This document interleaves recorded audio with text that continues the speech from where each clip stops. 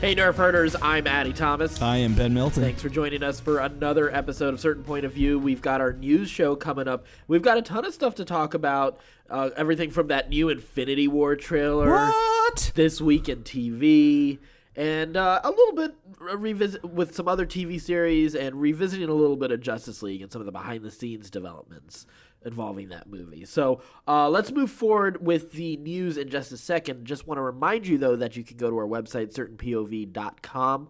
All of our infos there, our social media, all the different feeds for all of our podcasts, not just this news and reviews podcast, but also for Another Pass with Case Aiken, and for the Scruffy Nerf Herders, our Star Wars D20 RPG adventure, where you can follow our absolutely insane and crazy shenanigans as part of that Shenanigans story. is a good word for what goes on that game. Yeah. That is ridiculous.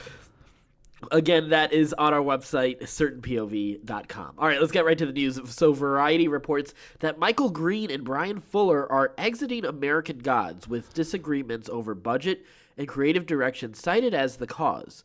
American Gods had already been greenlit for a second season halfway through its first one.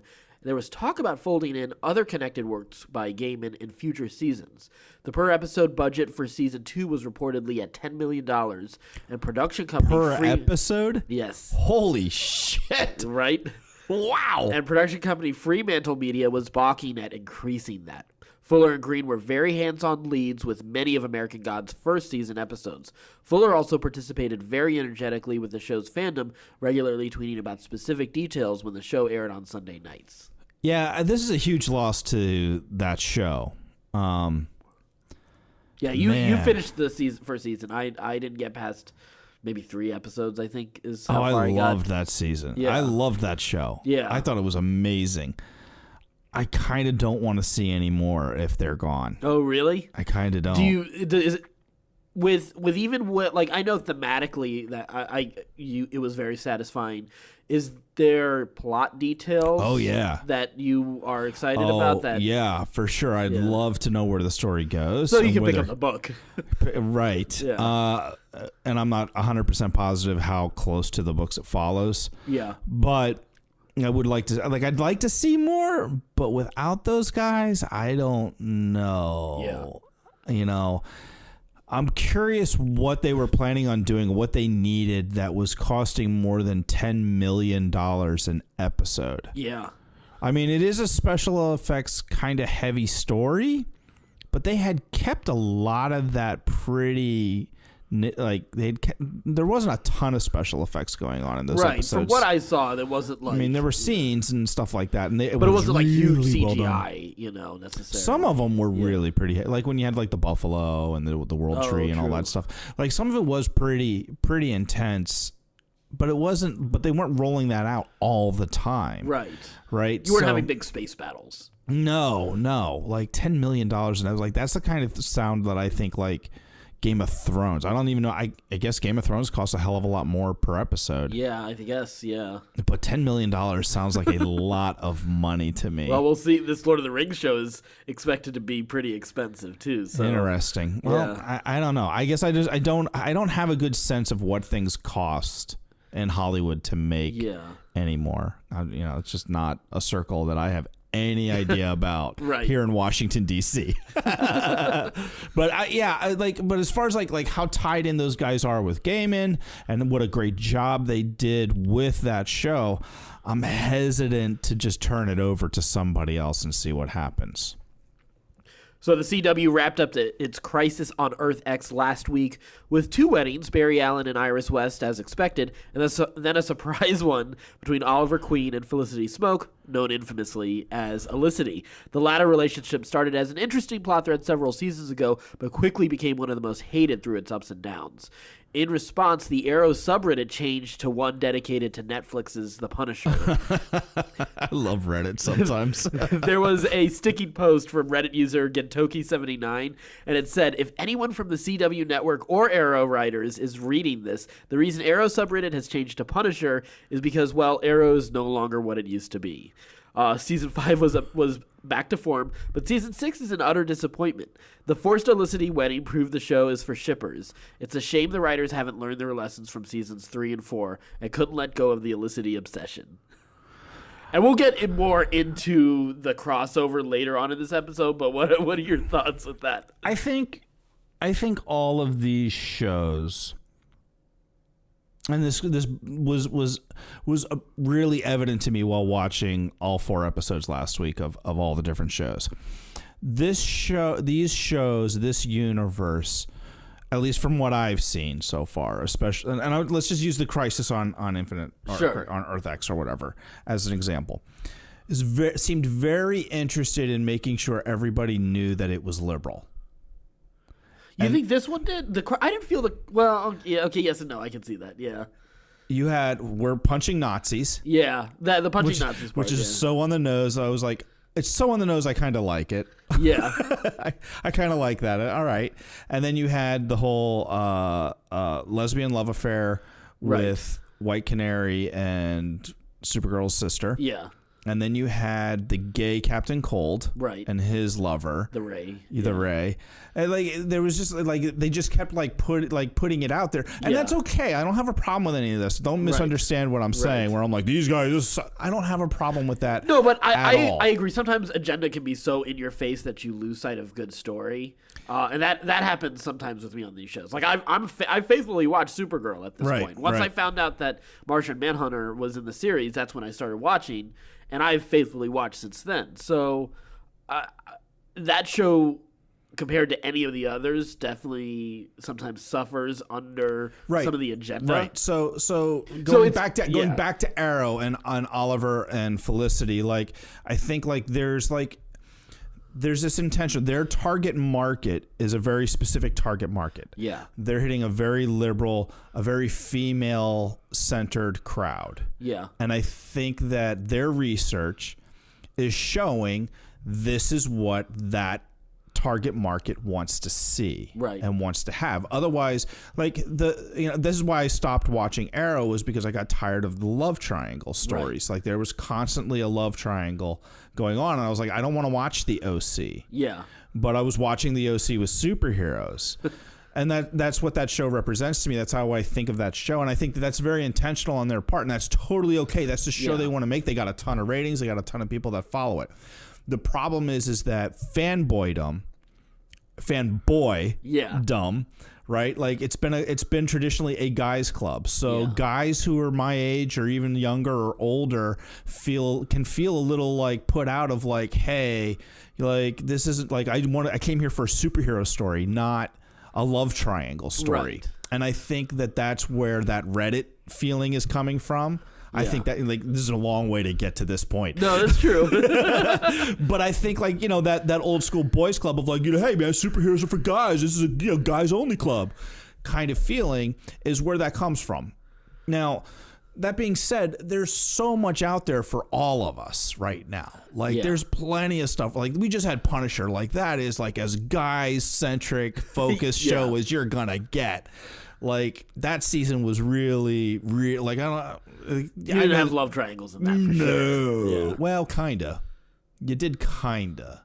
The love triangle between Punisher and Micro's wife and Micro. Yeah, but it was never. It wasn't as goofy love triangle-y. It was more of a perceived love triangle. Yeah. But there was still some tension there of will he, won't he kind of thing.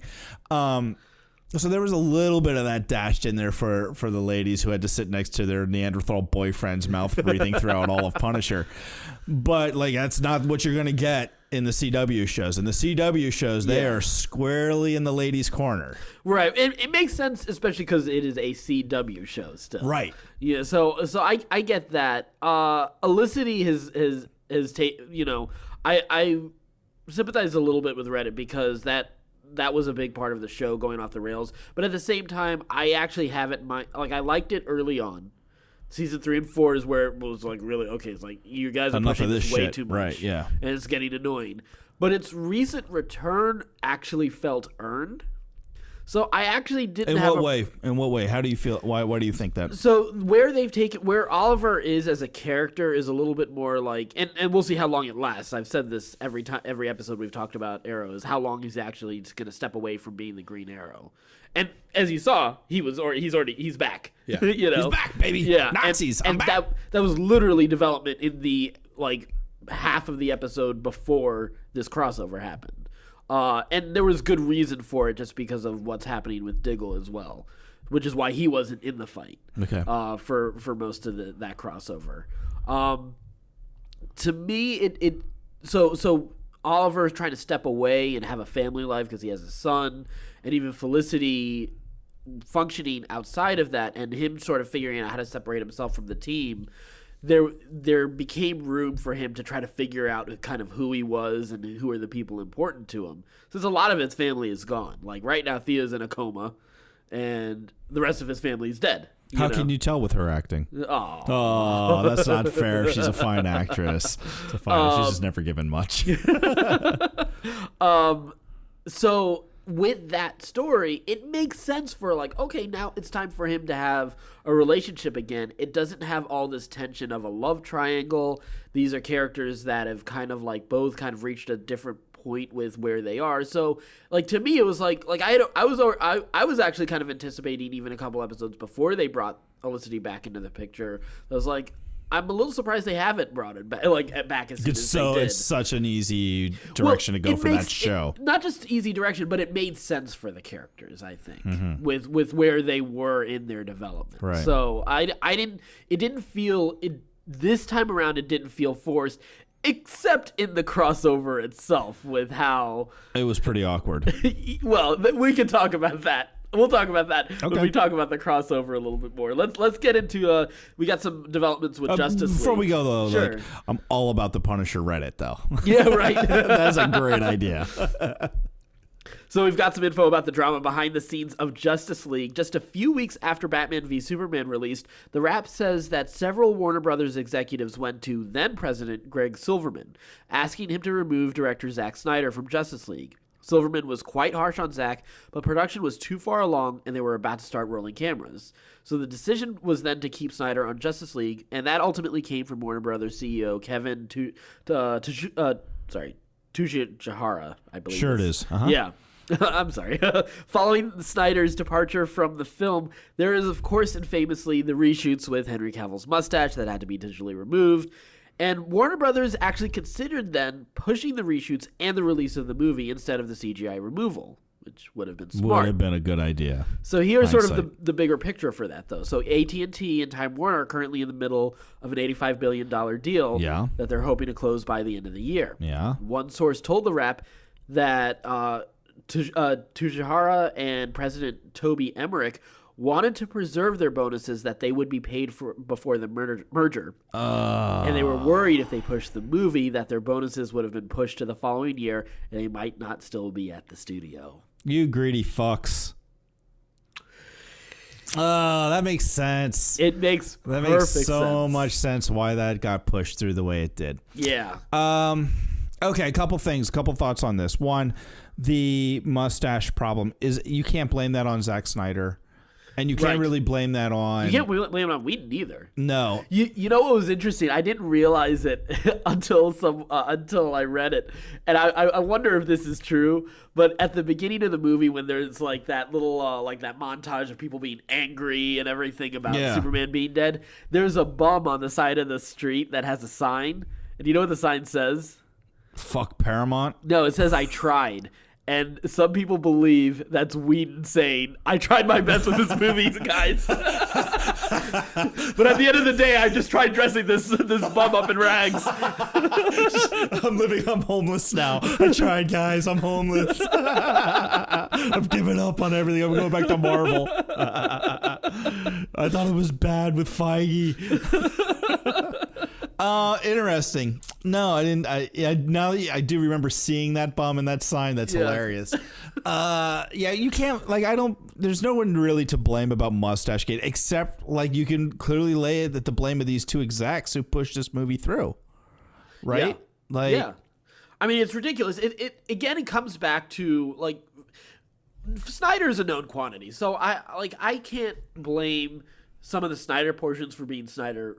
Very Snyder. Yeah, exactly. And Batman versus Superman is Snyder's vision, and that's what happened. So that he holds responsibility for that movie. This movie is such a weird Frankenstein of a movie. There's nobody to blame at this except for our executives. Well, and Warner Brothers always seems to be taking away a lot of the wrong lessons from certain things. Like we saw with Suicide Squad, the way they responded to the trailer, and then suddenly deciding to all right, let's do our best impression. Jazz it up. Yeah, do our best impression of Guardians of the Galaxy, which is totally the wrong thing to do for Suicide Squad. Yeah, Do you think? Here's the question. So Silverman, is it Silverman or Silverberg? I don't remember his name. The exec over at Warner Brothers, who was there. Who was there? Silverman. Yeah, he's gone. Yes.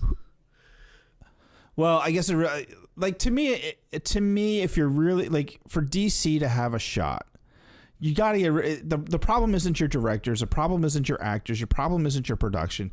To me, the biggest problem that Warner Brothers has is their executive team. Yeah, and their lack of vision and their you got to clean house of those guys. If that merger goes through, the best thing that could happen to Warner Brothers is that merger goes through and they clean house of a lot of those executives and put better people in charge of Warner Brothers. Yes, absolutely. That happens, you've got a fighting chance to start making good movies again. Right. Warner Brothers has done it before. They've made great movies. Absolutely. They can do it. They just need some people. They just need the right people in place right now, and I don't feel like they have that. Right.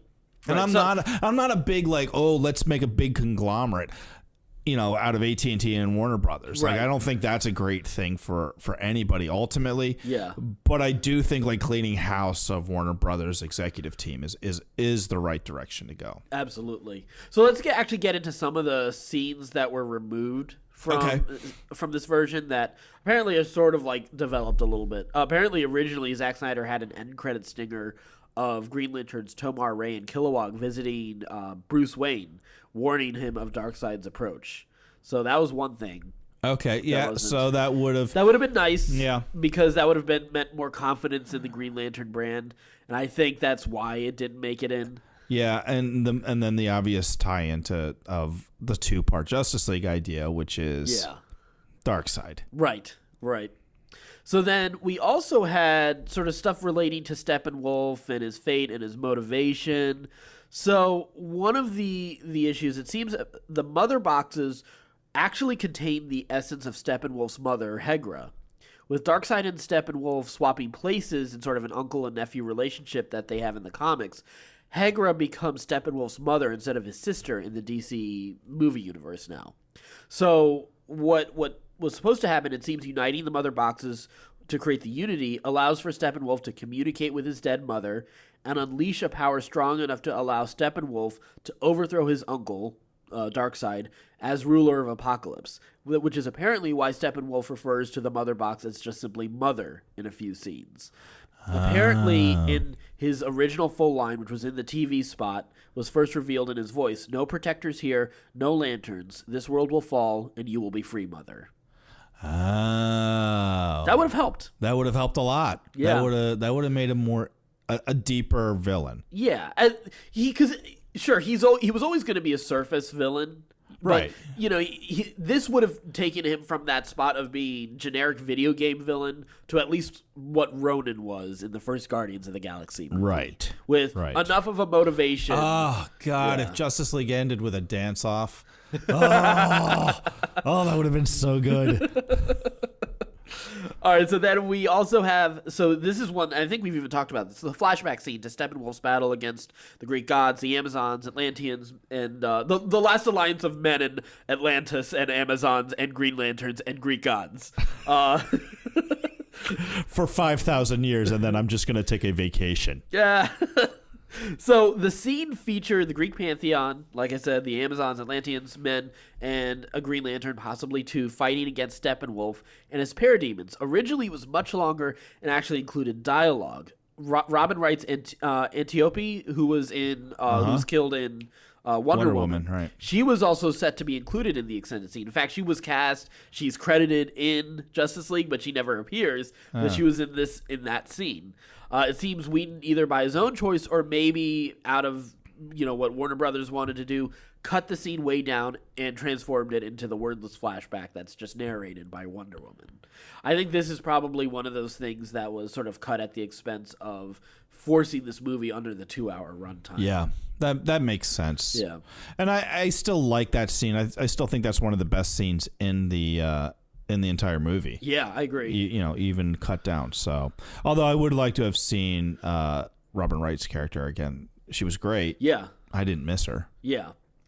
So then another scene we were expecting, Cyborg's accident was actually going to be shown. Oh, good. That actually would have helped flesh out his character a little bit more. Anything would have helped flesh out his character.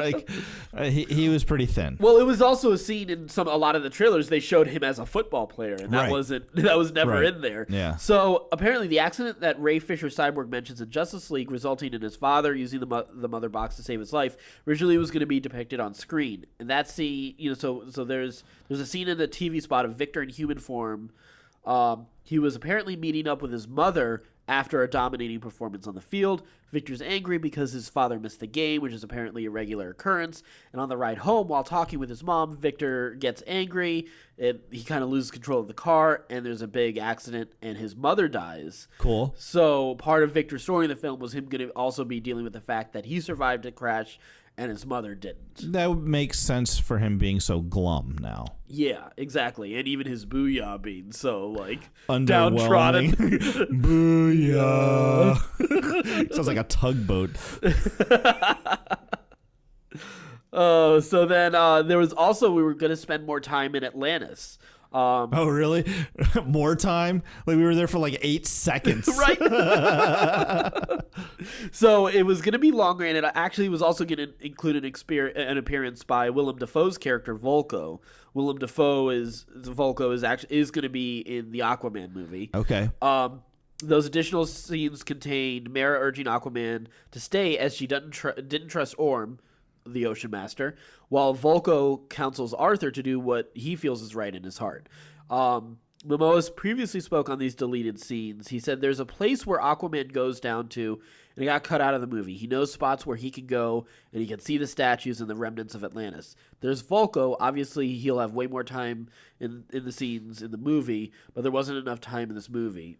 Momoa went on to reveal that Volko and his connection to Atlantis, that he grew up hearing tales from Volko, that he would be welcomed to Atlantis as the rightful king. But when he finally goes there and is shunned as a half-breed, Aquaman eventually returned to the surface. And as Momoa states, he hates Atlanteans, but he can't stand being on the land, so he's just kind of stuck in between the two worlds. He says it right there in the quote, it was cut for time. Yeah. Yeah. I don't know that it would have helped this movie at all. It wouldn't help this movie, but I think this is a reason why, and I know DC fanboys are going to hate when I say this, but this is a reason why the Marvel format worked with introducing characters previously. And to the same extent, that also would have helped with Cyborg's character, is if you really want to commit to these characters, you're not, it's not impossible with squad movies to do mini arcs. Yeah. But the more developed those arcs get, it's harder to do. I agree. I think you're completely right. Marvel had to create a cinematic universe with its B team. Right. With a group of heroes that most people didn't really give a shit about. Right. It wasn't the X-Men. It wasn't Spider-Man. Yeah. It wasn't the Fantastic Four. Hulk was the number one name, really. Going into that. Yeah. And then you get Iron Man. People really liked Iron Man. If you were a big comics fan, you really liked Iron Man. But outside of really being into Marvel, there were non-comics people. It starts Black Widow. I think Thor and Captain America, but Iron Man was pretty well received. I know a lot of people who weren't comic fans going to see that movie, right? Because he had such good word of mouth. He wasn't A-list. That's true. Yes, he wasn't A-list. Whereas, and they had to create that. They had to create that goodwill, make you care about these characters. Like you said, everybody got an origin story, and now everybody's like, "Oh, I hate origin stories." I'm like, yeah, whatever. Look what you have when you don't have an origin story. Yeah. You have Justice League, and that's not even to say you don't even necessarily need an origin story. But you need to give us a reason to care about these. You need characters. to introduce the character. There's a difference between an origin story and introducing the character. You can introduce the character already on the job as a superhero if you really want to. Yeah. but you still have to create a compelling arc and introduce who this character is and what their motivations are. So when you do bring them together in this universal this universe format, and I feel like DC was just so excited about it's the Justice League, it's Superman, it's Batman. Just look how amazing they are. Yeah. And then that's all we got, and it was like, they're amazing, but I don't give a fuck about any of them. Right. And that's what we got in Justice League. And these scenes are all scenes that would have given us reason to care about some of these characters just a little bit more. But they're cut for time's sake and for editing's sake. Right. And you end up with a movie that's just cut, like, splashed together that you kind of just don't care about. Right. So one of the biggest gripes fans had with Batman vs. Superman was the depiction of a Dark Knight who didn't have any problem killing criminals. Well, it seems Batman's conscience was originally going to go to weigh on him and serve as the primary motivation for his suicidal decision to use the Flying Fox as a battering ram and draw all the parademons away from the team's attack on Steppenwolf's base in the village outside of Chernobyl. If you remember, I thought it was weird when he was like... it was kind of out of character. He's just like, all right, I'm just going to go kill myself. Right. So a big part of Batman's arc was going to be his belief that he could only find atonement for his actions by dying, and Wonder Woman's attempt to dissuade him out of that notion. That scene during the attack where Aquaman and Wonder Woman save Bruce was meant to be a cap on that arc. So, all right. Yeah, you kind of got the idea that he was doing it for atonement, but it still wasn't fleshed out. Yeah. Yeah, because we didn't see enough of it in this movie. Right. The last time we really saw it was BVS. Like, I don't remember him killing anybody in this movie. No, we didn't see him. Yeah, he hadn't done it since Batman vs. Superman. So the nightmare Bruce Wayne also had in the Batcave just before Flash's arrival in BVS. So that was going to be explicitly referenced in Justice League. It seems the conclusion Batman reaches after learning about Steppenwolf's ability to convert the dead into parademons was that Steppenwolf must have raised Apocalypse from the dead in his apocalyptic glimpse of the future, which is why he was fighting on the side of Apocalypse. So Batman's solution was he was deciding they needed to raise Superman from the dead before Steppenwolf can, to avoid the nightmarish future that he saw in that vision. So that was that. There's at least some logic there. Yeah. At least now there's like a reason for him to resurrect him other than I miss him. Right. I kind of like the idea, though, of that vision playing maybe a part much further in the DC cinematic universe. But the idea, though, like, is they're going right into Darkseid right after Steppenwolf. Exactly. So it fits. And I mean, I just don't. This pisses me off that we didn't get Darkseid in this movie because I have to eat a shoe. But the point is, like, it's so clear that he was going to be in this movie. Right. You know, and in this whole series. So, yeah. Oh, well. So another scene that we would have gotten was part of Superman's return to the Kent farm after being resurrected would have included another vision from guess who? Oh, God, not Pa Kent. Yep, Pa Kent. Oh, this idiot. It was pretty much going to be similar to the one in Dawn of Justice. Ugh. You can do it, son. Right. I'm dead. I don't have to deal with shit anymore. We were also expecting a moment where Superman was going to stop in the Batcave to get his suit from Alfred, which was going to be that moment in the trailer. It's like when he said you'd be here. Yeah. That's who it was. Yeah. Makes sense. That does make a whole lot more sense. We were also I missed that. Yeah, that would have been nice because it was a noticeable. You're like, where the hell did he come from with the suit? Like, where was that? Yeah, he probably found another Kryptonian ship and had it made there. Yeah, it just didn't make sense. So then we also had, originally there was also going to be Lex Luthor's escape from Arkham. It's actually going to be a scene in the middle of the film. I'm glad they cut this out because that would have distracted from the movie. Yeah, that's completely unnecessary. And they were going to have actually Joe Manganiello's Deathstroke bust him out, and then they were going to split up, go their separate ways with the GCPD distracting him from Lex. And then they agreed to meet up in an undisclosed location, which was the scene that we did see. So yeah, that's not necessary. Yeah, in the middle of that movie, that's not what you want. The way they handled it in that end credit scene, that was perfect. Fine. Yeah. Other than the hair. The other thing that was gonna happen was, well, I don't know how I feel about this one. As much as I don't like Cyborg. So according to this report, Cyborg's initial attempt to separate the mother boxes results him in hearing Hegra's voice, that's Steppenwolf's mother. Okay. And him seeing the same nightmarish vision that Bruce glimpsed in Batman vs. Superman. I'm on board for that so far. So far, so good. While distracted by this, Steppenwolf grabs him and rips Cyborg in half, and instead of just tearing off a leg as he does in the film, he would have killed him. Oh. So the movie would have ended with Bruce taking Victor's remains and back to the Batcave and hoping to maybe bring him back to life or something. But yeah, he would have been killed. Yeah. Smarter. Right. But yeah, he would have been dead instead. Huh. I like that. J. Mike would have left. Oh, J. Mike would have stood up cheered. and applauded, like that gif of what's his name, the stupid guy from Transformers that's always getting in trouble, the one where he's clapping crazily. Like that would have been J. Mike, and he would have been so excited about that. I like that. Yeah, I like that. I mean, it's okay. I don't know. You finally would have got a dead hero. Like there would have been some cost. Yeah. Oh, other than Superman. That was dumb. Yeah, it was dumb.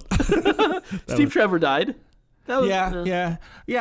I feel like that would have been fitting in that universe. Like there would have been some cost to it. Like that's one of the complaints that everybody has about Marvel is it always feels like there's no cost to anything unless you're Yondu or Quicksilver. Oh, that whole the Quicksilver didn't work. That was the problem. There's so much about the Fantastic Four that doesn't make any damn sense. What? Quicksilver. I'm thinking Silver Surfer. Oh. Yes, Quicksilver. Yeah. Yeah, that didn't make any sense either. The speedster who should have been able to block all the bullets or pick them out of the air. I know. I guess he didn't see it coming. Too soon. Yeah. I would have liked that. Yeah. I would have liked to have had. Yeah, I think that would have been cool. Yeah. Yeah. That would have made it different. Like you would have been. You would have left there going like, well, that wasn't a Marvel movie. That's true. That's true. Yeah. Yeah, I can see that. All right. You've convinced me a little bit more on it. I mean, I still ultimately don't care about Cyborg, which is a major problem because now you're killing a hero that I'm like, so? Okay. All right. You didn't really weaken the team as far as I can tell. Yeah. He was really only there to hunt the mother boxes. Right. We haven't seen all of his other capabilities. Well, and he was also there to freak out when Superman was threatening. And he just started losing control. Oh yeah, right. Yeah, I mean, like they kind of made him doofy. Yeah. There was so much potential there. I felt like I know you and J. Mike have. Like you've watched Teen Titans. I didn't watch Teen Titans. I don't have. Actually, I wasn't a Teen Titans guy. I don't have any dog in the race about Cyborg. Yeah. Like I don't really know much about him. Yeah. I thought there was some potential there to make him a really cool character. Sure. And what I know about his power set, I think is pretty cool. Yeah. Yeah, no, that is true. That is true. Yeah. I just don't think they did anything with him that was pretty remarkable. There was nothing pretty remarkable about it was completely unremarkable. Right. Well, all right. So that's the news. We are going to get to the TV shows in just a second, but we had a big thing happen last week, and that was the Infinity War trailer finally dropped. Or as I called it, #fuck you, DC. So, what are your thoughts?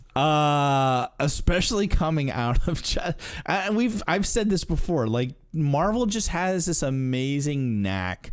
Okay, let's move on. No. But whenever DC does something, like Marvel just has this knack of like, nope, this is how it's done. It was like 2 weeks after Justice League. People were still talking about Justice. We're still talking about Justice League, and then you saw that trailer, and you were like, "Fuck me, that was good." That was so good. Yeah. Like I cared about every one of this. Like every time a new character popped on screen, I was like, I love that character. Yeah. I love that character. No, I love that character. I care about Thanos. I know enough about Thanos, which I know nothing about Thanos. Okay, yeah, I disagree with you I'm there. excited to see him though. Yeah. I like the trailer. I'm not quite as hyped as everyone else. This is so funny because you're usually the hype guy. I know. You know what this is? You know what it is? You got a little hipster on you. No, it's because I'm more excited about Star Wars right now. I think once Star Wars hype is over, I will be on this train. To be fair, this was like this. I was excited about it Like there was I didn't lose my mind over this trailer. Yes. I didn't lose my mind over this trailer. There was a couple key moments where I was like, yes. That's true. When Black Panther says, and get this man his shield. Yeah. My pants got a lot tighter. Yeah. I will. I was just like, damn, that's a great line. Well, there's that, and also there are a couple moments that were on the trailer from D23 that we only saw bootleg footage of. Yeah. That weren't in this. Yeah. That I thought was a lot cooler. So I think getting a chance to see the bootleg copy of that also took away a little bit. See, this is why you should avoid spoilers, you jackass. Forget that. No, I'm sorry.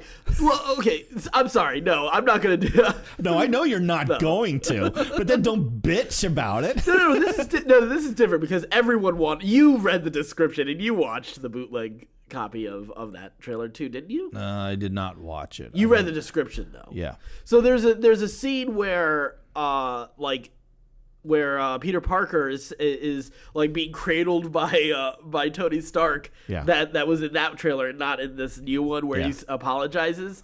So like there was some of like the gravity of just even reading the description of it that I was freaking out about when D23 happened. Right.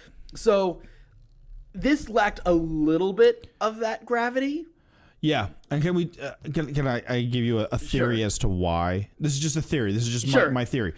We've got half a year and more plus. We'll see that stuff by then. Yes. Yeah. This was just a hey, look how big our dick is. Yes. Like, and the other thing I understand is that there's only so much they want to show us because they can't take away some of the stuff that Black Panther is going to do. Because right. Black Panther ultimately is going to have the Soul Stone.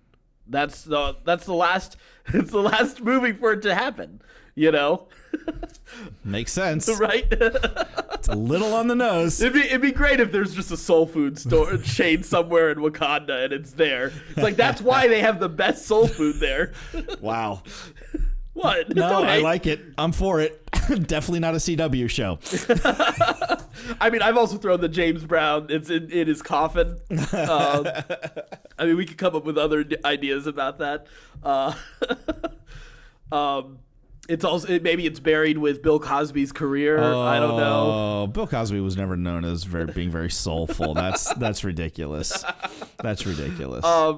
Yeah, so I do understand that's why they've held back on a lot of the publicity for this movie, and of course they're holding on like any detail at all about the fourth one, Avengers 4, because apparently even the title is going to spoil it. It's a spoiler, yeah. Which I'm just expecting this long, like a paragraph of like everything that happened in Avengers 3. Cap's still dead. Yeah, so that being said, I was still excited. There are a lot of cool moments in this trailer. I'm really excited. Oh my God! This just popped into my head. What if? Because we know this merger's going on, right? And Fox is selling off their properties, right? Yeah. What if Deadpool and Cable, because of Cable's time travel stuff, like break the time in their universe that allow the X-Men? That's what allows the X-Men to come over to.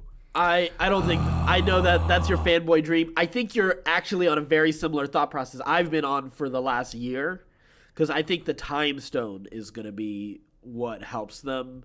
Like, I think there's going to be a minute moment where just before Thanos takes the Time Stone from Strange, that he's able to use it to turn it back, but still somehow in that moment he's able to get the Time Stone from him. So we turn back in time at the end of like this. I'm just gonna say Earth is straight up destroyed, and all the heroes are destroyed at the end of Infinity War. Maybe it won't be all of them realistically, but at the end of that movie, we're going to deal with maybe like there's going to just be a little bit of a resistance that's trying to survive, and then we're going to deal with like another time. Think about like what we Days of Future Past style. Well, think about what we know about in Agents of S.H.I.E.L.D. now that it started. That was exactly what I was going to connect it with.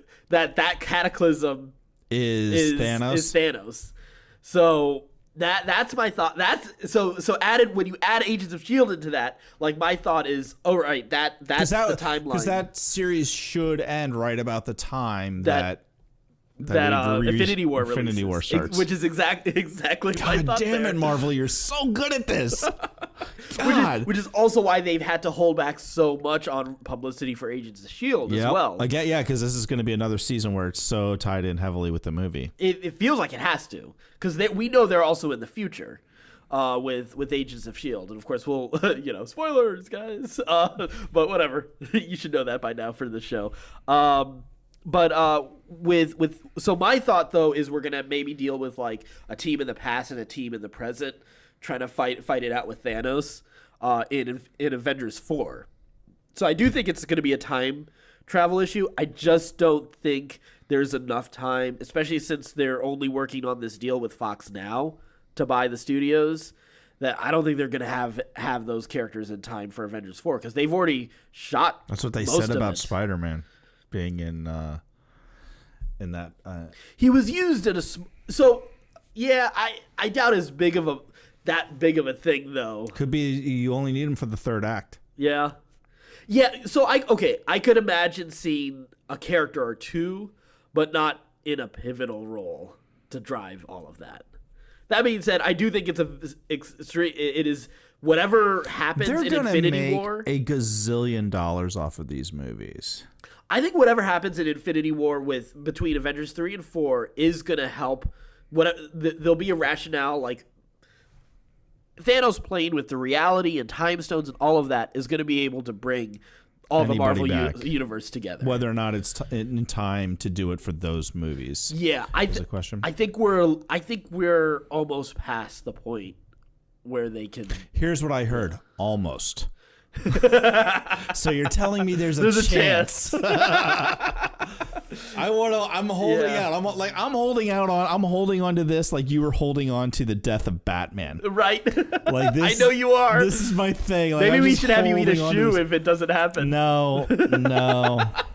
Except a real shoe, not an edible shoe. No. I'm not that. No. You're not that confident. No. Because it is almost, and that almost is pretty thin. Because I think, this is obviously like we're hearing about that, but probably these negotiations have been going on for quite some time. That's true. Just because we haven't heard about them. That's the kind of thing that they would keep very, very quiet. And the fact that they're like, we're not letting anybody know about the name of this. Like it feels like there was like a real, like, because it was like Avengers 2, Avengers 4, and like they're naming things and titling. Then it was like, nope, something's changed. We got to put this on the lockdown. Like something changed in that process. Right. They've never not given us the name of something. Like we got Civil War. Like we knew exactly it was on Front Street. Right. Yeah. For a long time, it was Infinity War 1 and 2, and they've said it's not Infinity War. It's not Infinity War anymore. So I'm curious what that means. Like I'm so excited by that. Yeah, me too. I am excited though. Also, from coming back to the trailer, the big scale of battle with Wakanda. Amazing. The New York stuff looks cool. I'm not as excited about the New York stuff. I kind of feel like we've seen the New York stuff before. Yeah, like that was I saw the first Avengers movie. That being said, Thanos' entry was pretty cool. I do think it's interesting that the internet has reacted have you seen the reaction? All the different memes of well, not just the memes, but they want Thanos to have his hat back. They miss Thanos with the hat. All right.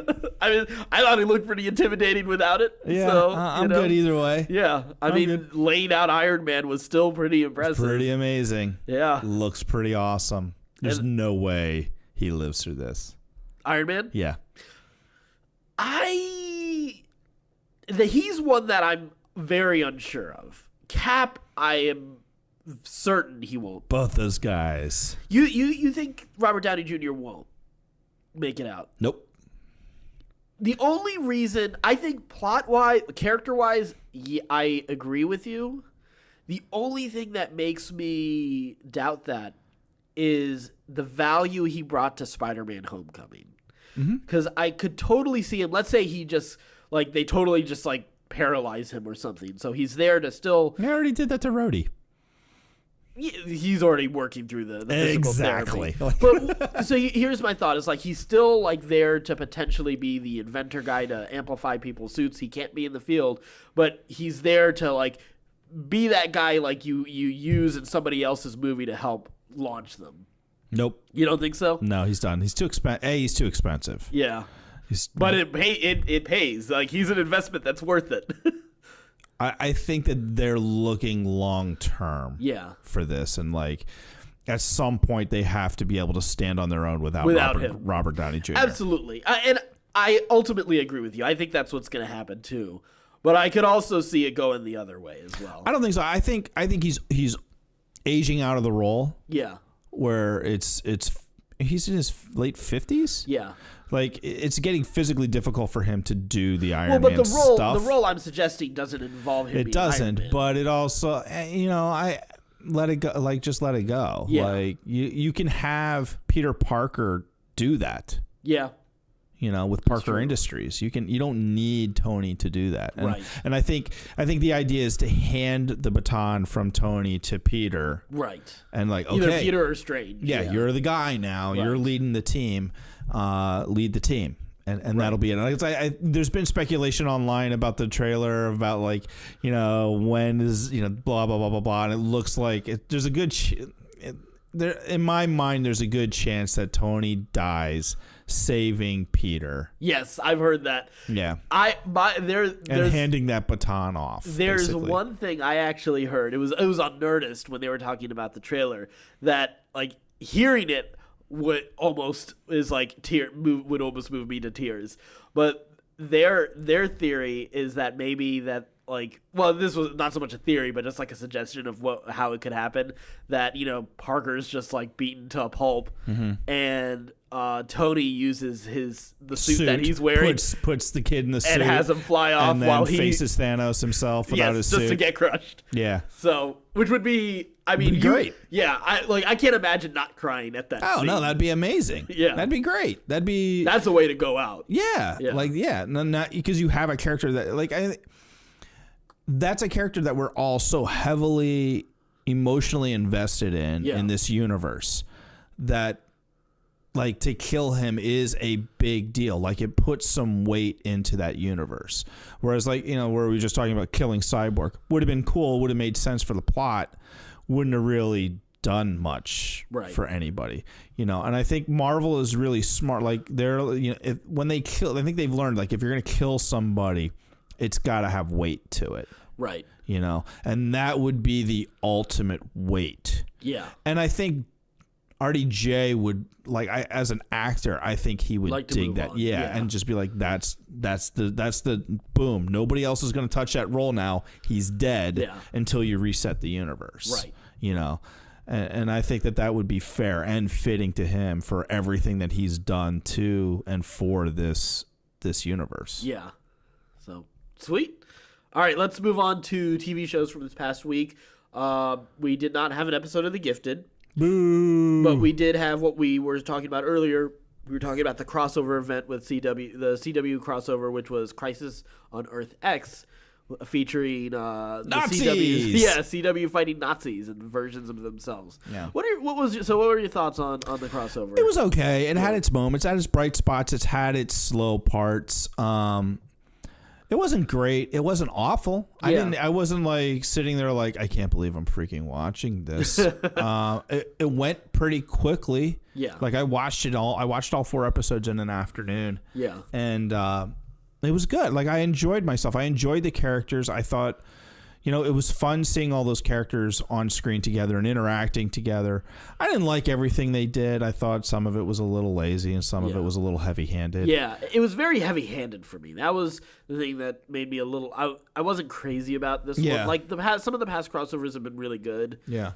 This one started off well and ended well. Yeah, I really liked the book. Was kind of meh. Well, because it took itself a little too seriously, and I think I don't think it was so much an issue of the content of it taking itself seriously as it was the characters that they had to hold those. Because I noticed because the fight at the wedding was great. Mm-hmm. That was so fun. That was fun. I seen Cisco teleport Oliver into the fight. Yeah, that was cool. Yeah. Incredible. Seeing certain people fight side by side, because you had Caitlyn's fighting aside Heat Wave was a fun duo. Fun. Yeah. Seeing those two interact was actually really fun. And there were some emotional moments that really worked too. But coming back to the fun moments, I realized like Cisco being knocked out for the vast majority of this series took away a lot of fun. Yeah. Having Ray and Citizen Steel, who are a lot of the comic relief, like just off nowhere, doing who knows what, they took a lot of comic relief out because the moment they came back, it was like oh, this is fun again. That's what I wanted. I agree. I didn't think of it that way, but you're absolutely right. Because it was just up to Mick to hold all the comedy up on his shoulders, and he had some good moments along the way, but a lot of it just wasn't there. Like they didn't have the same sort of like sense of fun that they even have in the serious moments. Like you have your serious moments. Because that being said, Victor Garber's character's death was so good, so well done. That one was tough to watch. Like that was great. I was very happy with that payoff. So you had like sort of the 2 weddings and a funeral, which is really the best name for this. That's what they should have called it. I'll never be able to remember Crisis on Earth X ever again. I know. I think it shall forever be named. Oh, I've been waiting to roll this out for a bit. Oh, it's so good. So good. Why was Andy McDowell not in this? But I mean that's what made it work. That's why. So, which was coming back to like sort of the thing about the whole love triangles and everything. Yeah. What does make, as much as it's sometimes its weakness, the relationships have always been a lot of the strength of the CW TV universe as well. And I think it's about where they decide to focus on those relationships.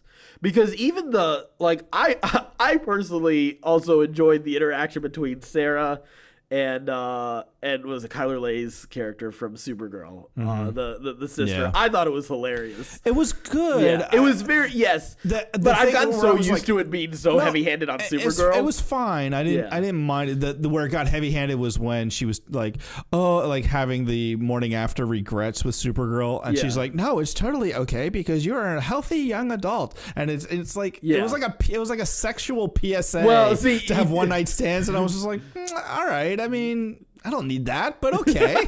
Well, again, that makes sense for what they just came out of from Supergirl.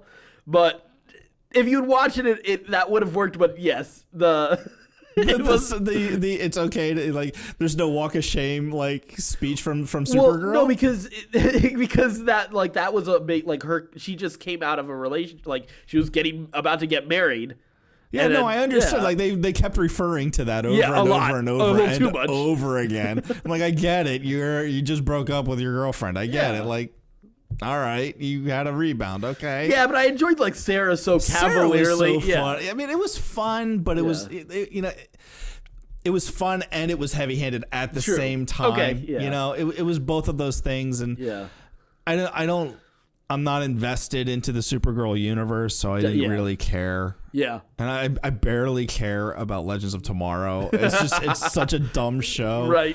But it's fun to watch, but I don't really care about any of these people. Yeah. So it's weird to me when they like try to make us care about some of these characters. Where I'm like, normally I don't care about these characters. Yeah. Why are you trying to make me care about these characters? Like, just get on with the shooting, kill more priests, bring me more Nazis to fight, do something, Yeah. I did think it was funny, like fighting the evil versions of themselves. What did you think about the evil versions of themselves? I guess I've kind of gotten used to that already with The Flash, where they've already faced off like doppelgangers of themselves. Yeah. So it wasn't that big of a deal for me. I thought it was one of the points where I wish they had actually run with a little bit more was when they brought back Tommy Merlin as Prometheus from Earth X. That I wish they had run with a little bit longer. They ran with that for about 8 minutes. Done. I think that's all that actor wanted to be there.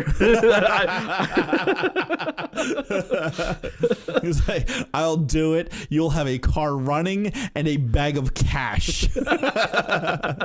Yeah. I thought it was good. Some of that appeal is worn off just from seeing that from the Flash, the multiple Earths, and seeing doppelgangers, because we've already seen an evil Cisco. The funny thing for me with the evil Supergirl, the only difference between her was like she just wore darker lipstick. Yes. Oh, I know. I actually did keep on thinking about that. It was like, okay. All right. That's the best you got? All right. darker lipstick. Yeah.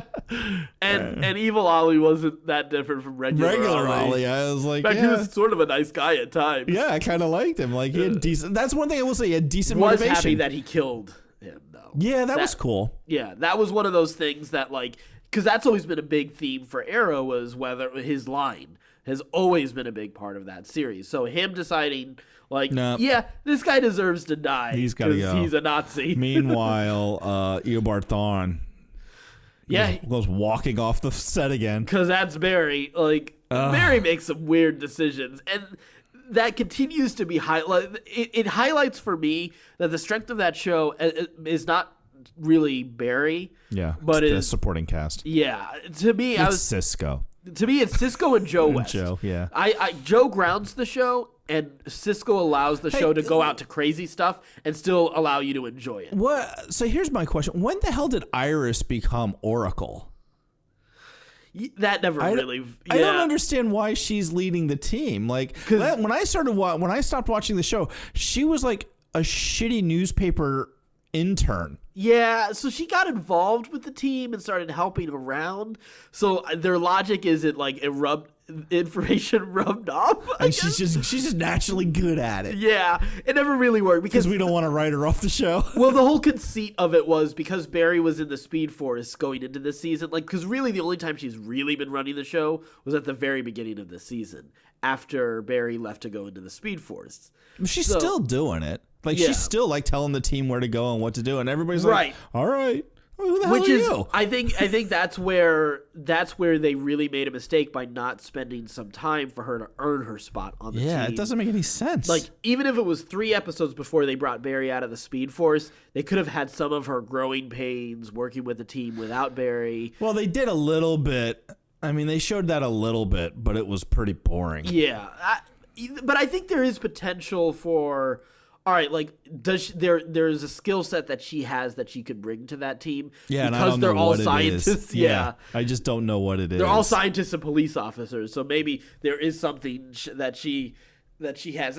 I mean, I guess like she still has the same sense of investigative sensibilities that her dad and Barry have. I don't know. Right, which is a redundant. Yeah. A redundant. Yeah, I mean, other than she's, Iris West and the actress is phenomenal. I love the actress. Great. She's amazing. Yeah. I never feel like she's emotionally inauthentic or anything. No, or hard to watch or anything like. She's great. It's a weird choice. Like, why is she running the team other than we got to have something for her to do? Right. All right, so let's keep going. We've got the Runaways. We got episode 4. So what are your thoughts? Still the same. Really? I like it. Yeah. I'm curious to see where they go. I actually got a little bit more into it this you episode. Did? What was it that captured your thoughts? I'm excited because I want to like it. So I like the way they're fracturing the group of villains. Team up already. Yeah, well, the group of villains, and you're seeing the kids come together a little bit more. Like we saw their relationships like starting to heal a little bit more, starting to get a little bit more context for what happened with Amy. But the thing that actually got me a little bit more into it was actually the family. Olicity. What? Oh well, the Olace. The parents in that family. Yeah. I think they provide such an interesting dynamic because that's one thing like we never get in superhero or villain teams, like especially villain teams. Like usually we haven't seen them on live action. I don't think we've seen a big villain team up in live action yet. So this is really our first time seeing that. I guess Legends of Tomorrow. Right, but even then it was sort of the typical bickering. Like you don't see their sort of like how they actually feel about each other. Right. And that's one of the things I do enjoy about the show are like the parents and how they deal with. They're not just dealing with being parents, but also dealing with being villains with varying interests. You have the Church of Gabborim. You have the 2 scientist parents, and then of course like the owners of that corporation and the way they deal with each other. And I like the way that like they were planning to run off, but now they're kind of trapped. I thought that part was really good. So to me that created like some interesting, compelling story. And I do like the guy who's the dad. I also remember from Alias. Okay, yeah. Oh, that's right. Yeah. That's where he's from. So I've already been endeared to him from Alias. He used to make the gadgets, right? Yes, he was their Cisco. Yes. I forgot about him. Yeah. So it was cool seeing like that group. Like I think they've done a better job, honestly, with the parents so far than they've done with the kids. I still don't like the kids. There's none of the kids that I like. Oh, really? No. I'm trying to think, do I like any of the kids? There was one moment I finally got a little bit more okay with the kids, and it really had more to do with the parents, but it was the guy, the dad who's emotionally distant, the inventor. And when he manipulates his kid. Yeah. Like, when they're talking about, like, inventing, and they finally are, like, connecting a little bit. Yeah. Like, that was like, oh, okay, good. Like, there's a little I wish something. I had a dad. Too soon. That's not where I was going with that. But I thought it was like, okay, there's a little bit more humanity to this character. Oh. That's so funny. Yeah. Yeah. Yeah, I don't wish I had a dad. That's not what I was saying. Yeah, I don't like the kids. Yeah. I keep thinking the one kid, the black kid, is from Boondocks. Yeah, I keep waiting for him to like throw out some stars and philosophy. Yes, and I would love this show so much more if he did. The pretty girl, the pretty blonde girl from the Church of Gaborum who sparkles. Yeah. I mean that's kind of an interesting. Like I am curious about what's going on in the church and who the creepy guy is. Yeah. And why she and her mom glow. Yeah. And what the whole thing does. with the bracelets. Yeah, I am curious about that. Yeah. See, I know a little bit of that since I already know a little bit of the Runaways. Yeah. So the plot reveal for that isn't as exciting as I'm hoping it's going to be.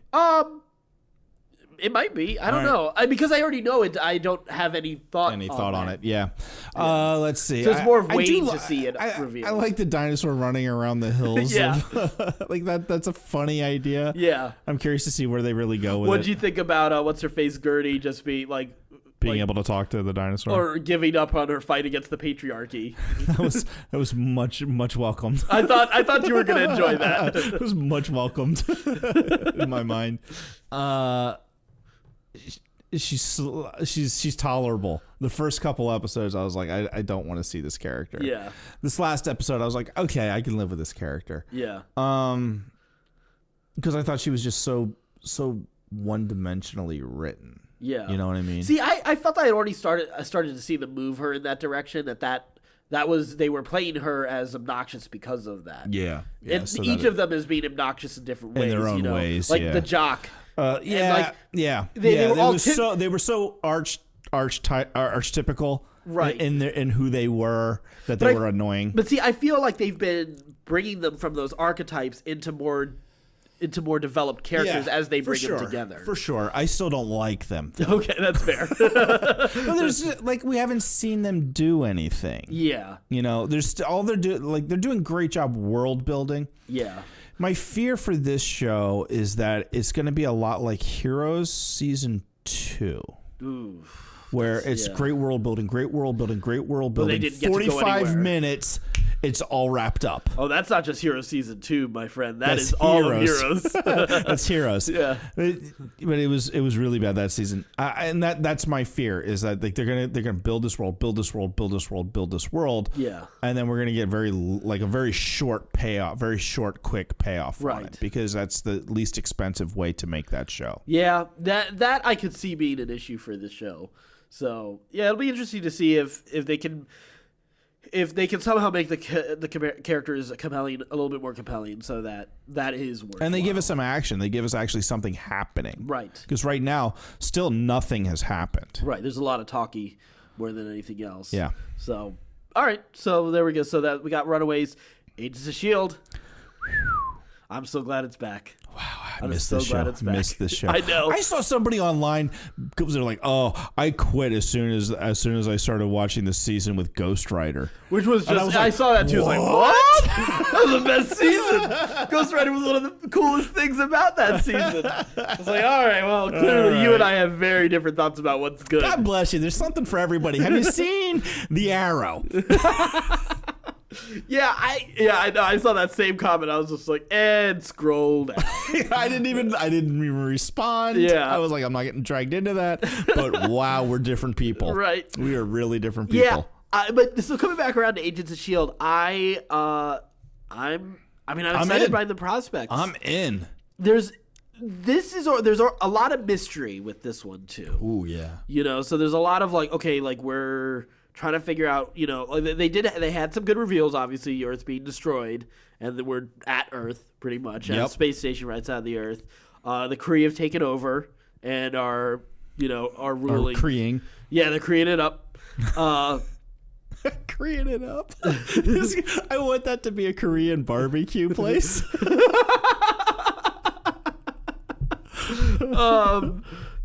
Now I can't stop thinking about Korean barbecue. We're going out to eat after this. Well, they're in the future. Yes. The Earth is destroyed. Kree running everything, and it's cray-cray. So here's the thing. So we mentioned Infinity War being the possible lead into this. Mm-hmm. Do you think it's Infinity War, or do you think it's Inhumans? Or because that was also cataclysmic in a very different way, more in terms of just bad plot. And characters. Yeah. It destroyed the Earth in its own way. The Black Bolt was like, you know what? I'm not coming back for season 2. Right. And just shouted. Maybe. Didn't you kind of get the feeling, though, that Daisy was responsible? Well, they were implying that's what that guy was implying. Implying, yeah. I don't think so. But so here's an interesting thing. Let's say the Inhumans aren't totally done. They just aren't going to get their own series anymore. Thank you. Because that definitely doesn't deserve to happen. If let's say this isn't a future that was created by Thanos in the Infinity War. Okay.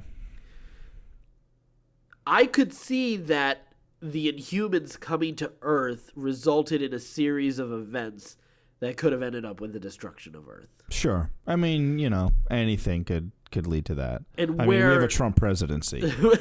and where Quake fell in that conflict, maybe that does what the tip the scales in one direction or another. Right, because I could also see it was Black Bolt who destroyed the world. Yeah, because her powers don't seem nearly powerful enough. Yeah, at least not yet. I mean, they would really have to amplify. Although it was cool seeing her kick ass again. It was great. Yeah. Everybody looked great. Yeah. Mac was so good. Much fun. I'm so glad they have this character. It's funny because he was a character that I wasn't crazy about when they first brought him because I was totally into the other black guy. Yeah, Trip was amazing. Well, because it felt like they were and we're going to get rid of this one black guy, so here's another one, and he's less charismatic. It's like The Walking Dead. Right? Here's T-Dog. I mean, T-Dog.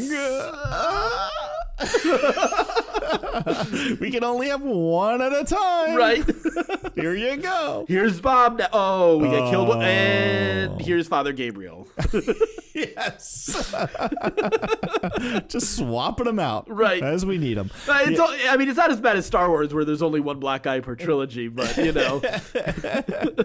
Because clearly that's why Billy J.D. isn't allowed into this new trilogy. It's a galaxy far, far, far away, but it is from a long, long time ago. It's from a different time. So back to Agents of S.H.I.E.L.D. And I think we could get a backdoor sort of I don't know, I'm trying to think who would be compelling enough to bring in from the Inhumans, if they really wanted to force that. So do you think, I was thinking about this, I was like, well, where is this season going? Are we going to stay in the future? I think we're going to see at some point we're going to see what Fitz is up to. So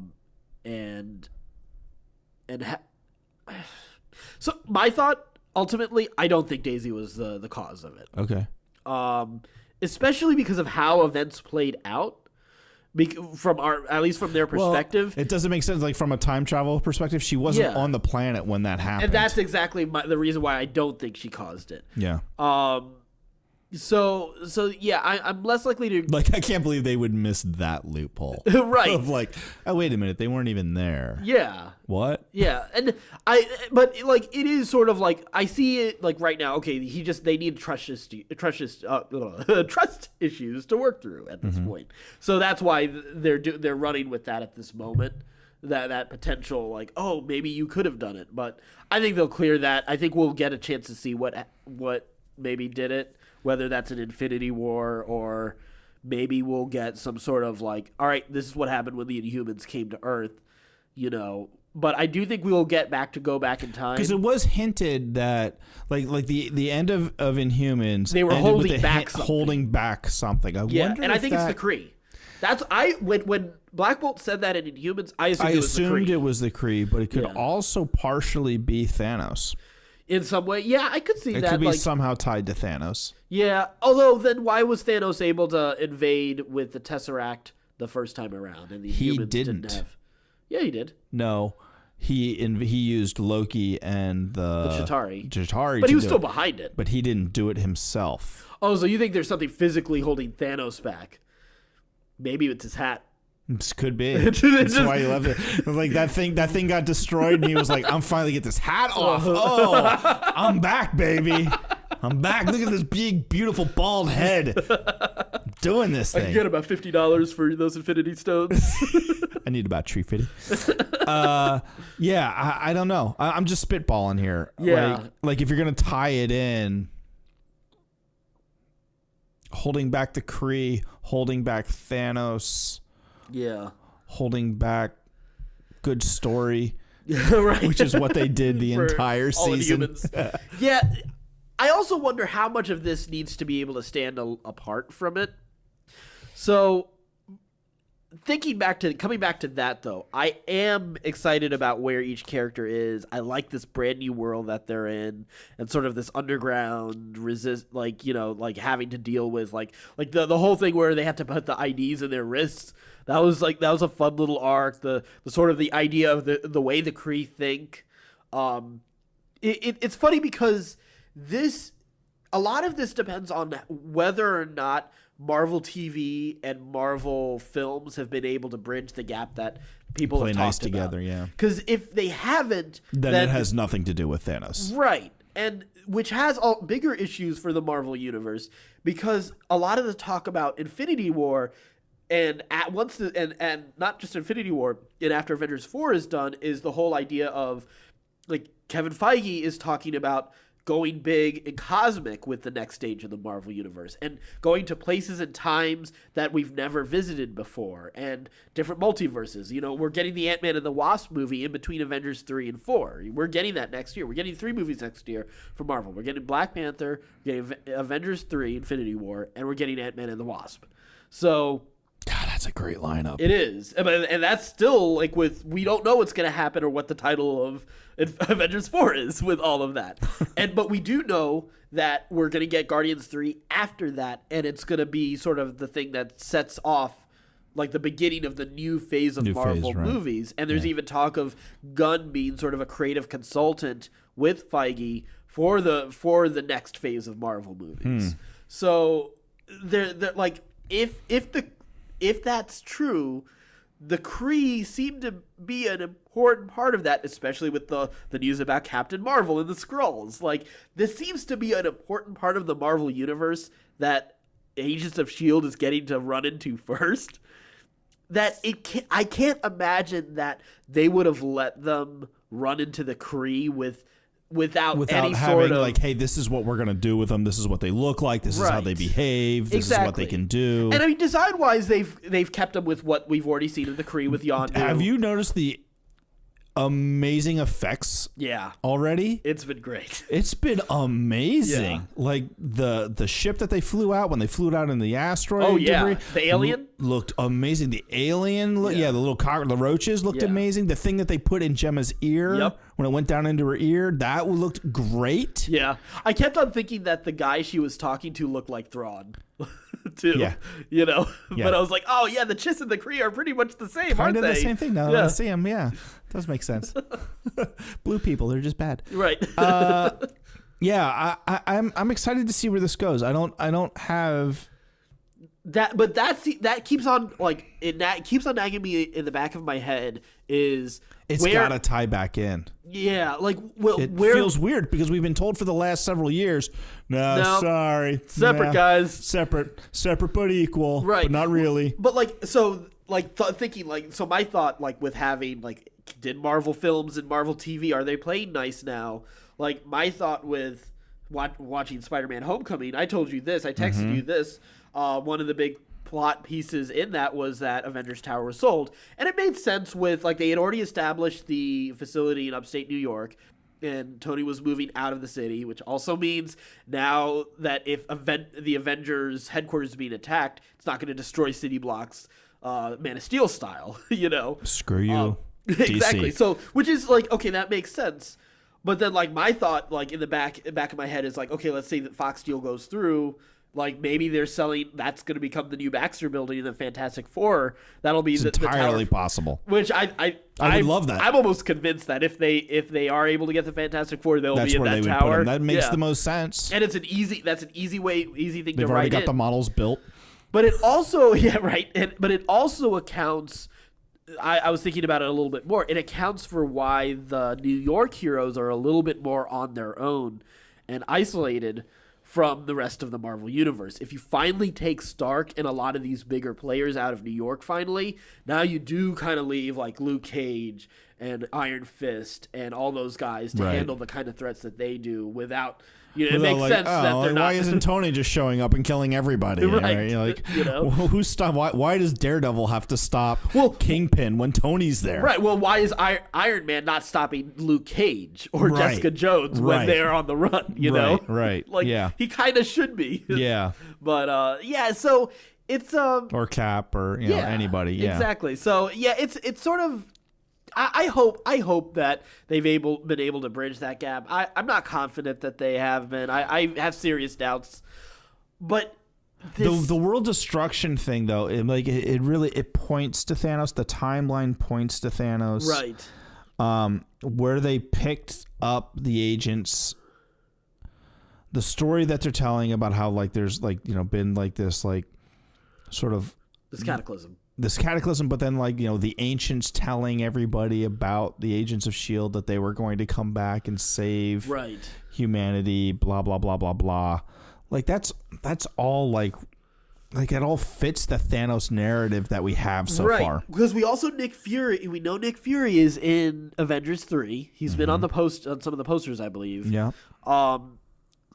I did like the little nod that Yo-Yo made to don't you guys have an agency out in space called Spear or something? I always thought you would have. Right. I was no, we don't have that. That was great. There were some really funny lines in this episode. Yeah, but it effectively killed my theory unless they're pulling that taffy a little bit longer and they somehow do reveal that it is, or they're saving that for Captain Marvel. I think they're saving it for Marvel because she's so heavily tied to Sword, right? That it makes sense. Yeah. Although, I don't know. I don't know how they're gonna weave it all together to make sense. And I mean, maybe it doesn't have to make sense. Maybe it's true at this point. The TV really is just doing its own thing. Right. At this point, are they split out into multiverses then? I don't know. That was my impression that I got about the two, that they were kind of treating them like a multiverse. Yeah. After Winter Soldier, it just kind of deviated. I guess. Yeah. It's tough. This Marvel, everything is. I'm glad they've kind of even ditched the everything is connected marketing a little bit because it was getting kind of annoying when it wasn't. So, oh well. But yeah. I wish it were though. It would have been cool, but. It's so close. It would have. But at least Agents of S.H.I.E.L.D. is still fun to watch. So let's move on. Final show that we want to talk about, The Walking Dead. Oh, yeah. I watched 2 episodes. Yeah, and they were very thematically close to each other. I'm interested in the plot developments. It was a little fractured for my liking, but they're doing a lot of building towards the mid-season finale. Yeah. So, which is going to be shocking. I'm excited. I'm hoping for thematically it's more shocking than necessarily action-y. It's going to be action-y, but... It kind of has to be at this point. But I think I've kind of predicted what, like, thematically is going to happen and how the rest of, like, a lot of how the rest of the season is going to go. But what are your thoughts about, like, what's even happened in those last 2 episodes? So the last 2 episodes, I was 20 minutes into the first episode, and I looked over at Jenny, and I said... Are we still on the same episode?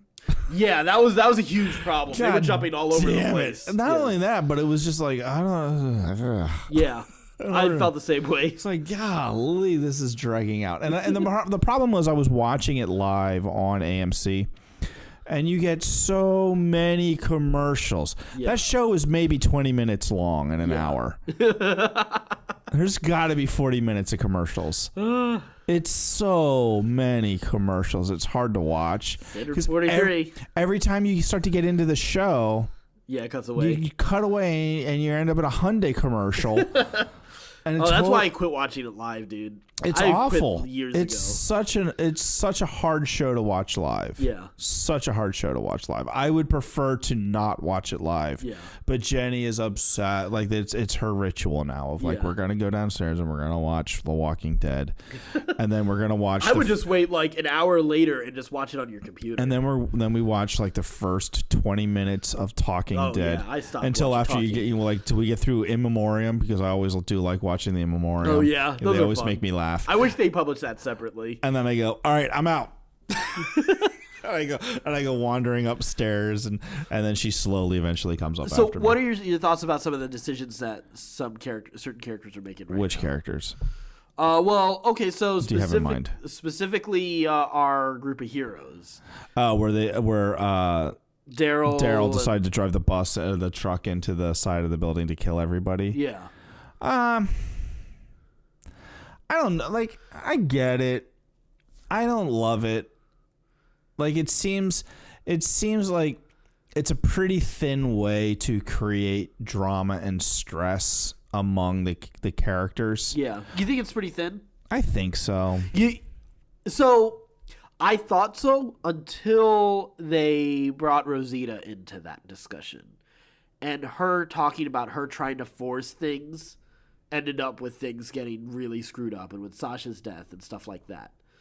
That made it a little... I was not buying it until then. I thought that gave her a reasonable out. Yeah. I didn't think that it gave Daryl or Michonne or what's the other girl's name? Tara a good reason to go forward. Well, I like Tara's perspective on her delaying, not telling people about Oceanside and the guns. Like, her and Rosita being on opposite sides of that thought of whether or not to force things, like to move out of the plan, did feel like that felt authentic. Even Daryl sort of acting the way he did seem natural to his character, especially based on what we saw with him and Rick in the last few episodes. So that made sense. It makes sense. It doesn't make a ton of sense. Here's where you all agreed to this plan. The plan is clearly working. Yeah, but there's yes. You don't think though, like, even Tara's point about like it could have been one truck that suddenly took away all of that, you know. They had snipers all around the building. That's true. They would have just killed the drivers. That's fair. Or shot out the speakers or whatever. Like that plan had no chance of succeeding. Yeah. They've got their bases covered at this point. Even though, yes, they lost a ton of people with the Hilltop. Yeah. Or you with Kingdom. I mean, yeah, the Kingdom. I mean, whatever. But they're still in the driver's seat. Yeah. I don't really see any flaw in their plan that would cause, other than this. They don't have to be on site to use sound to draw the walkers away. You can still get to them and kill them. I guess, yeah. And lead them back. That's true. It still provides an opening for Negan. So here's the thing, though, for me, thematically, where I do like that, is now it galvanizes the saviors a little bit more, especially the community, because there has always been that divide between sort of the regular people and the saviors, you know, the actual saviors. Mm-hmm. So here's an interesting thing. So right now, Rick has been kind of moving forward with, I need to set this up, not hurt the regular people there, and only kill Negan. And obviously, again, big spoiler comic wise, is he decides to have mercy on Negan. Because he knows Jenny just finished reading that the other day. Oh, yeah? She goes, do you know what happens to Negan? I go, yeah, Rick locks him up. She goes, holy shit, you didn't tell me that? No. Yeah, I know.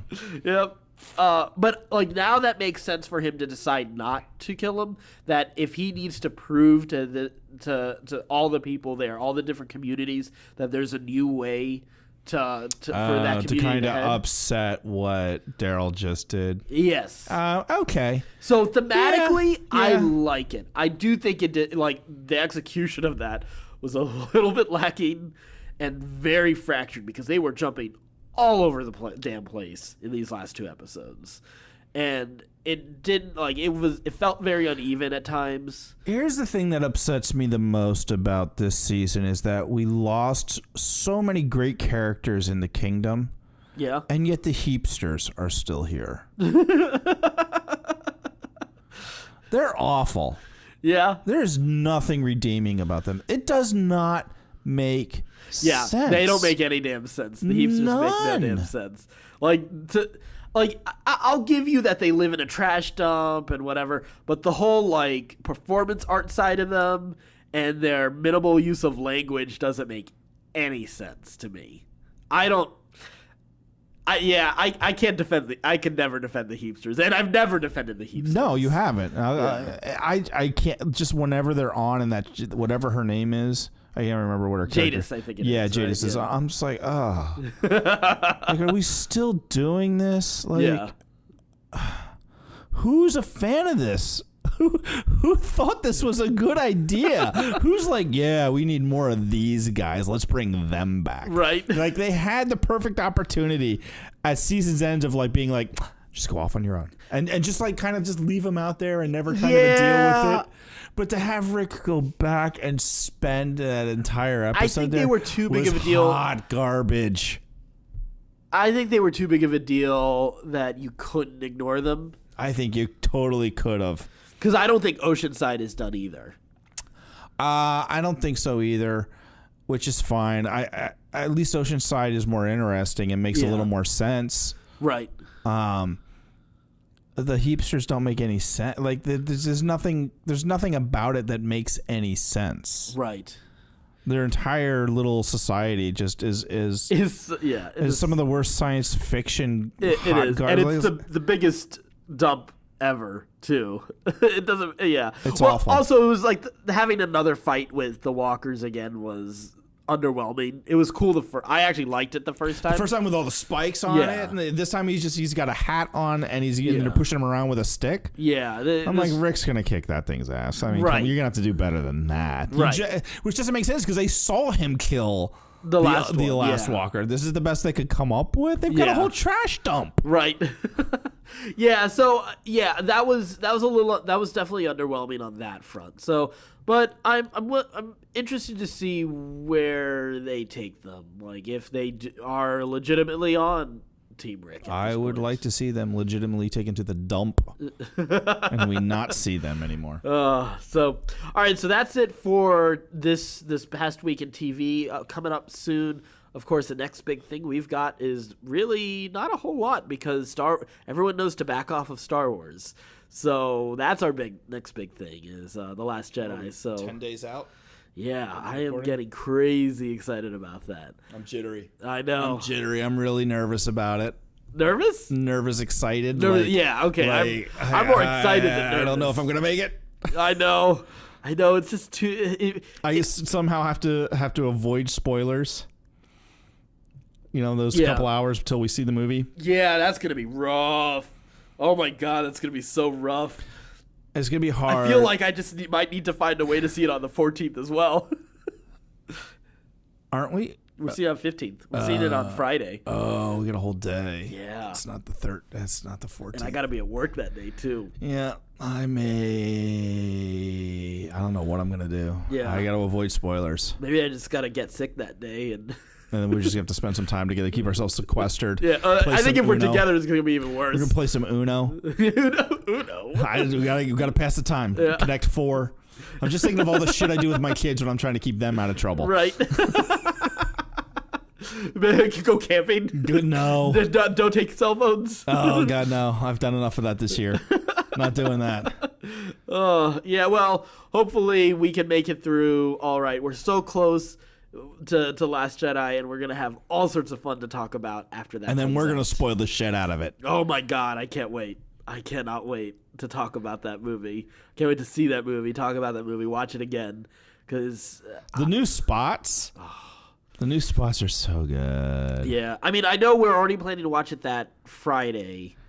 And depending on what happens that Thursday night, there's a chance I might, see it. If you can, you will. I know you. I know. But the definite thing I got to figure out is going out to a legit IMAX screen to see the movie. Yeah. Because I do want to go out to the theater over at Dulles. Okay. To see it. So, but Thursday. That could be weeks later. That's already sold out for Thursday. Yeah. I know that already because another friend was buying tickets for that. They bought it for Friday because Thursday was already sold out. Yeah, Thursdays it's going to be hard to find any show. I think it's actually already sold out for like the first 3 weeks of the run at the Dulles Theater. All so right. That's a good sign. Yeah. So we'll see how much we like it on Friday night, and then we'll determine whether or not we go see. Okay, here's the thing. We're gonna love it. Even spoiler alert. I don't want to speak this evil over this movie, but let's say it's Attack of the Clones. I'm gonna see it a second time. Okay. Yeah. Let's be honest. We're Star Wars fans. Yeah. First and foremost, yeah. More than any other movie, more than any other bad movie, I'm more likely to go see it a second time. Yeah. And it's not going to be a bad movie. It's not going to be a bad movie because they've already given Rian Johnson a whole trilogy of his own. Yeah. Yeah. They've basically turned the kingdom over to him. They have. So I'm excited about that. They did that to Zack Snyder too, And on that note, don't forget you can follow all of our other podcasts. Oh my God, I'm so scared now. And all of our social media is available on our website. What have I done? CertainPOV.com. No. Again, that's CertainPOV.com. Until next time, stay scruffy, my nerf herders. Oh my God.